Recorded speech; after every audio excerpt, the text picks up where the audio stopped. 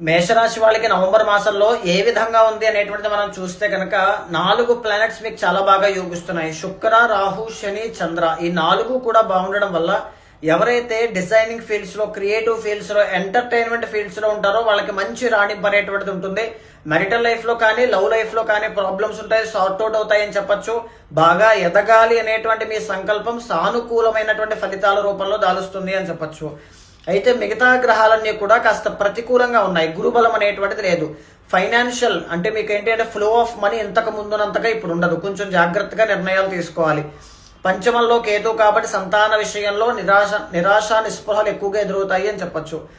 7th and 8th houses లో November 17 తర్వాత అష్టమంలోకి రవి వెళ్తారు కాబట్టి మీ తండ్రి గారికి, నాన్నగారికి కానీ, మీ పిల్లలకు కానీ అనారోగ్య సమస్యలు రావడం ఎక్కువగా కనబడుతుంది. కేర్ఫుల్ గా ఉండాలి. ఈవెన్ మీరు కూడా హెల్త్ ఇష్యూస్ విషయంలో జాగ్రత్తగా ఉండాలి. రవి బలం లేదు కాబట్టి సరైన సమయానికి భోజనం చేయకపోతే ఖచ్చితంగా అనారోగ్య సమస్యలు అనేటువంటివి ఎక్కువగా చూస్తారు. రవి, కుజ, బుధ అష్టమ స్థానంలో ఉన్నారు. దీనివల్ల కోపము అనేటువంటిది తగ్గించుకోండి. అండ్ జ్వరములు కానీ, బ్లడ్ రిలేటెడ్ ప్రాబ్లమ్స్ కానీ వచ్చే అవకాశములు చాలా ఎక్కువగా ఉంటాయి. ఈ మాసంలో కొంచెం కేర్ఫుల్ గా ఉండాలి. వ్యాపారస్తులు వ్యాపార లావాదేవీలు కానీ, ఆర్థిక లావాదేవీలు కానీ చాలా జాగ్రత్తగా చూసుకోవాలి, లేకపోతే మోసపోయే అవకాశములు ఎక్కువగా ఉంటాయి.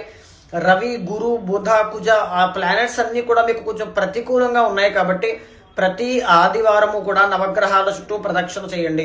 కార్తీక మాసం కాబట్టి ప్రతి సోమవారం శివుడికి అభిషేకం చేయండి.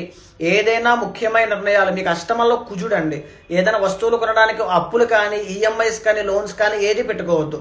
దీనివల్ల కుజ బలము అనేటువంటిది లేకపోవడం వల్ల అప్పులు తీర్చడం చాలా కష్టం అవుతుంది. ముఖ్యమైన నిర్ణయాలు తీసుకోవాలి అనుకుంటే పర్సనల్ చార్ట్ చూసుకుని మాత్రమే తీసుకోండి, చాలా బాగుంటుంది.